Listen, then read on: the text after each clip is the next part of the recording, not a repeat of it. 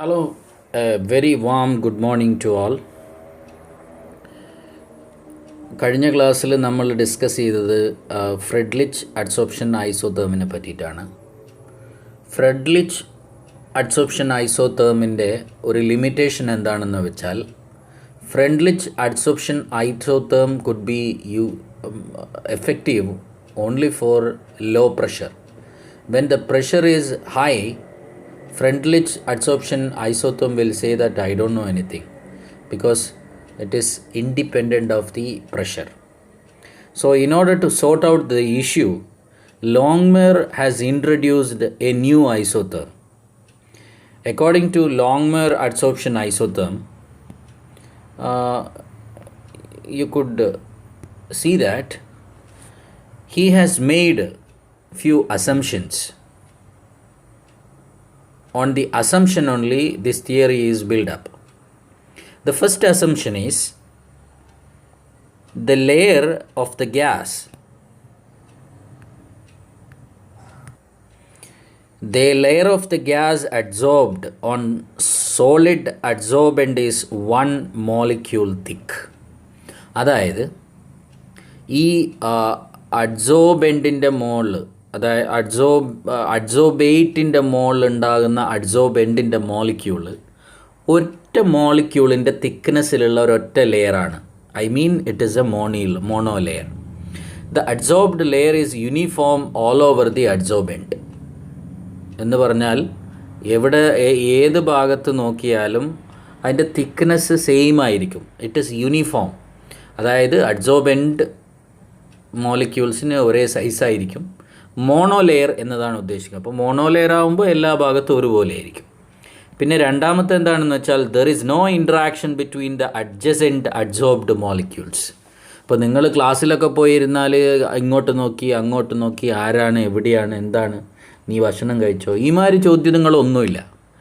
ഓരോ മോളിക്യൂളും അഡ്സോബേറ്റിൻ്റെ അഡ്സോർബ് ചെയ്ത ഓരോ മോളിക്യൂളും ഇൻഡിവിജ്വൽ മോളിക്യൂൾ അങ്ങോട്ടും ഇങ്ങോട്ടും മിണ്ടൂല. അങ്ങനെയാണ് നമ്മൾ കണക്കാക്കുന്നത്. അപ്പോൾ ഈ 3 അസംഷൻ്റെ മോളാണ് ലോങ്മയർ അഡ്സോർപ്ഷൻ ഐസോതേം ബിൽഡപ്പ് ചെയ്തത്. അപ്പോൾ പരീക്ഷയ്ക്ക് സ്ഥിരമായിട്ട് ചോദിക്കുന്നൊരു ചോദ്യമാണ് ഡിറൈവ് ലാങ്മയർ അഡ്സോർപ്ഷൻ ഐസോതേം. അപ്പോൾ അത് ഡിറൈവ് ചെയ്യാൻ വേണ്ടിയിട്ട് ഡെറിവേഷൻ നമ്മൾ എഴുതുന്നൊരു രീതി ഇങ്ങനെയാണ്. അപ്പോൾ ഈ derivation Langmuir considered that the gas molecules strike a solid surface and thus adsorbed. അതായത് ഈ അഡ്സോബെൻറ്റ് മോളിക്യൂൾ അഡ്സോബേറ്റ് സർഫസിൻ്റെ മുകളിൽ സ്ട്രൈക്ക് ചെയ്യുന്നു. അങ്ങനെ സ്ട്രൈക്ക് ചെയ്ത് കഴിഞ്ഞാൽ 2 സാധ്യതകളുണ്ട്. ഒന്ന്, it may get adsorbed on the surface. അത് അഡ്സോർബ് ചെയ്ത് കഴിഞ്ഞാൽ ദേ മേ ഗെറ്റ് ഡീസോർബ്ഡ്. ഈ 2 സാധ്യതകളാണ് ഉള്ളത്. അപ്പോൾ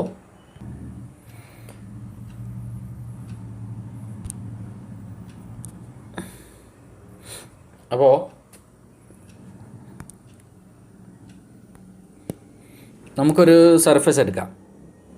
ഇതാണ് മൊത്തം സർഫസ് എന്നെടുക്കാം. അപ്പോൾ ഇത്രയും ഏരിയയിലാണ് അഡ്സോർപ്ഷൻ നടക്കുന്നത്. അപ്പം ഈ മൊത്തം സർഫസിനെ നമുക്ക് മൊത്തമായിട്ട് എടുക്കാം. It is equal to 1. The area adsorbed is what we call is what we represent with theta. ഈ area where the adsorption happened is represented by a letter theta. അങ്ങനെയാണെങ്കിൽ ഈ ഏരിയയെ എന്ത് വെച്ചിട്ട് റെപ്രസെൻ്റ് ചെയ്യാം? We can represent it by 1 - theta. അപ്പോൾ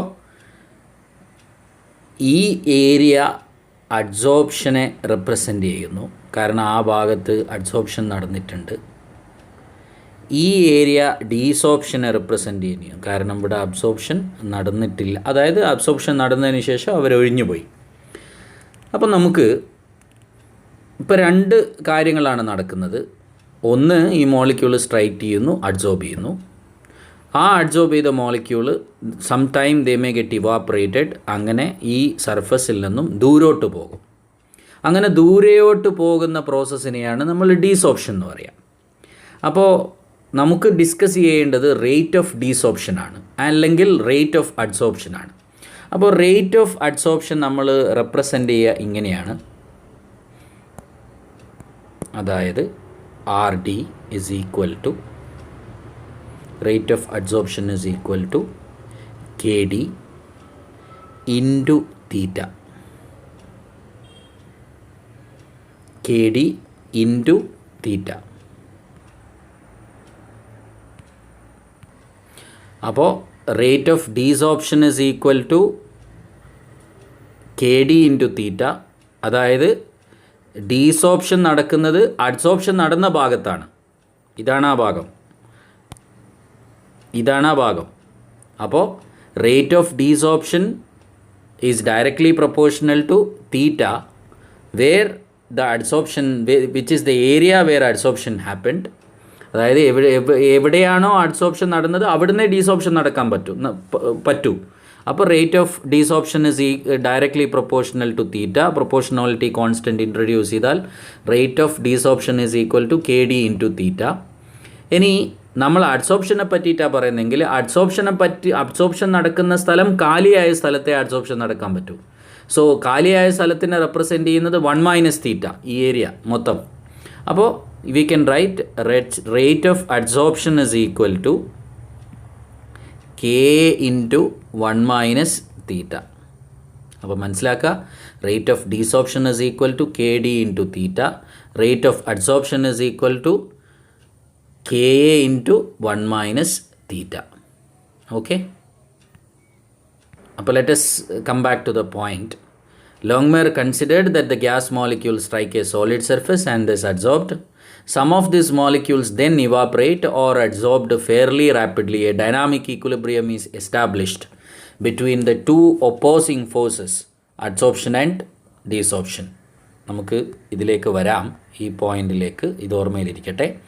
If theta is the fraction of the total surface covered by the adsorbed molecule, then the fraction of the naked area, means the empty area, is 1 minus theta. The rate of desorption is proportional to the covered surface. Therefore, RD is equal to KD into theta, where KD is the rate constant for desorption. The rate of adsorption is proportional to the available naked surface area and the pressure of the gas. So RA is equal to K into 1 minus theta into P. അപ്പോൾ ഇങ്ങനെ വരും, RA is equal to K into 1 minus theta P, where K is the rate constant for adsorption process at equilibrium. The rate of the desorption is equal to rate of adsorption. അപ്പോൾ നമ്മൾ പറഞ്ഞ ഈ equation ഓർമ്മിക്കുക. അപ്പോൾ ഈ ഇക്വേഷനെ rearrange ചെയ്തതാണ് ഈ equation. We are interested on theta, so we have to separate theta. So in that process, if we do like this, next step like this, so we get an equation, theta is equal to KAP divided by K plus K into P. So you can take this equation as 1, dividing the numerator and denominator by K. അപ്പോൾ നമ്മൾ അതുകൊണ്ട് divide ചെയ്താൽ നേരത്തെ 1 എന്ന് പറഞ്ഞ equation ഇതാണ്. 1 ഒന്നാമത്തെ equation ശ്രദ്ധിക്കുക. അതായത് theta is equal to K P divided by 1 plus K P എന്നുള്ളതാണ് equation, where K is the equilibrium constant. ഇത് നേരത്തെ പറഞ്ഞ ഡീസോപ്ഷൻ റേറ്റ് കോൺസ്റ്റൻറ്റോ അല്ലെങ്കിൽ അബ്സോപ്ഷൻ റേറ്റ് കോൺസ്റ്റൻറ്റോ അല്ല, ഈക്വിലിബ്രിയം കോൺസ്റ്റൻ്റ് ആണ്. അതായത് ഫോർവേഡ് റിയാക്ഷനും ബാക്ക്വേർഡ് റിയാക്ഷനും. ഫോർവേഡ് റിയാക്ഷൻ എന്ന് പറയുമ്പോൾ അഡ്സോപ്ഷൻ, ഫോർവേഡ് റിയാക്ഷൻ എന്ന് പറയുമ്പോൾ adsorption,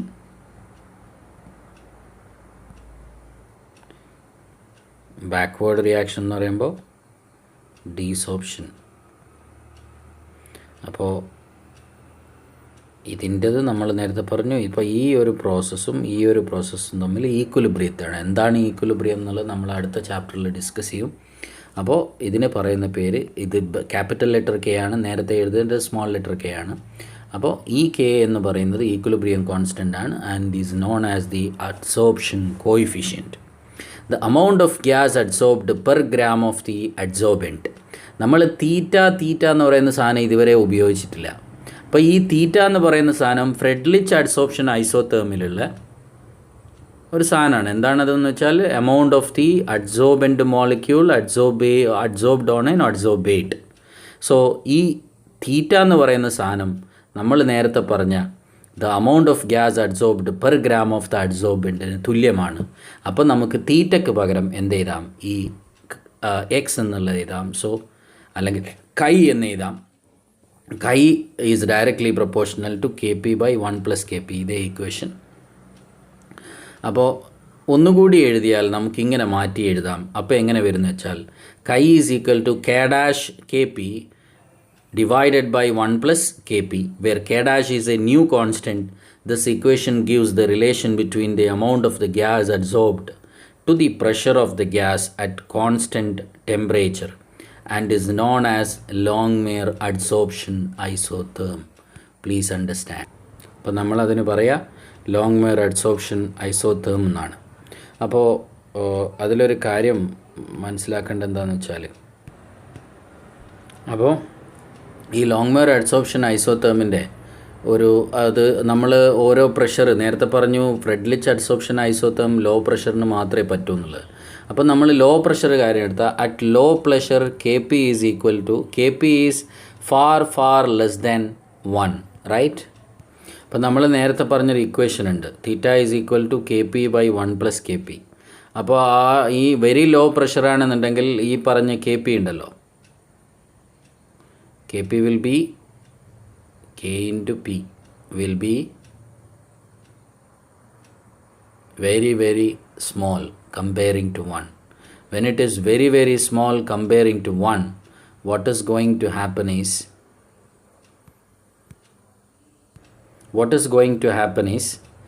this Kp is very small comparing to 1. So the whole value you can take it as 1 because Kp is neglected with respect to 1. So theta is equal to Kp by 1. So you will be taking it as theta is equal to Kp. The fraction of the surface covered is directly proportional to the partial pressure of the gas molecules. This behavior corresponds to the first order reaction and is depicted by the initial step of the ഐസോതേം. മനസ്സിലാക്കേണ്ടത് എന്താണെന്ന് വെച്ചാൽ law പ്രഷറിൽ എങ്ങനെയാണ് adsorption നടക്കുക എന്ന് വെച്ചാൽ അത് ഫ്രെഡ്ലിച്ച് adsorption ഐസോതേമിൽ നടക്കുന്ന പോലെ തന്നെയാണ്. അപ്പോൾ അതല്ലേ ഇത് theta is equal to K P, ഓർക്കുന്നുണ്ടോ? X by M is equal to K P, അതുപോലെ തന്നെയാണ്. At high pressure what is going to happen? At high pressure K P is far greater than 1. When K P is far greater than 1, what is going to happen is this equation will become theta is equal to kp by kp, that is equal to 1. This what? So at high pressure theta tends to become unity. The entire surface get covered by monomolecular layer of the gas and the reaction becomes independent of the pressure. പിന്നെ പ്രഷർ കൂട്ടിയാലോ കുറച്ചാലോ അത് it will not be reflected in adsorption. Adsorption will not be affected by increase or decrease of the pressure. Please understand. അപ്പോൾ നമ്മൾ high പ്രഷറിൻ്റെയും law പ്രഷറിൻ്റെയും വേറെ കാര്യങ്ങൾ പറഞ്ഞു കഴിഞ്ഞു. So combining the equation 1 and 2, നേരത്തെ പറഞ്ഞ ലോ പ്രഷറിലുള്ള theta is equal to K P എന്നുള്ളതും ഹൈ പ്രഷറിലുള്ള തീറ്റ ഈസ് ഈക്വൽ ടു 1 എന്നുള്ളതും കമ്പൈൻ ചെയ്താൽ it is evident that according to this theory the magnitude of the adsorption at a given temperature should first increase in proportion to increase of the pressure and finally tend to attain certain limiting value. അത് കണ്ടല്ലേ, ഇവിടെ എത്തുമ്പോൾ limiting value ആണ്, കണ്ടില്ലേ? ഇവിടെ എത്തുമ്പോൾ limiting value ആണ്. At low pressure adsorption is proportional to pressure, theta is equal to Kp dash. At high pressure theta is equal to 1 or P0. P0 means saturated pressure. An intermediate pressure theta is equal to Kpn, where n lies between 1 and 0.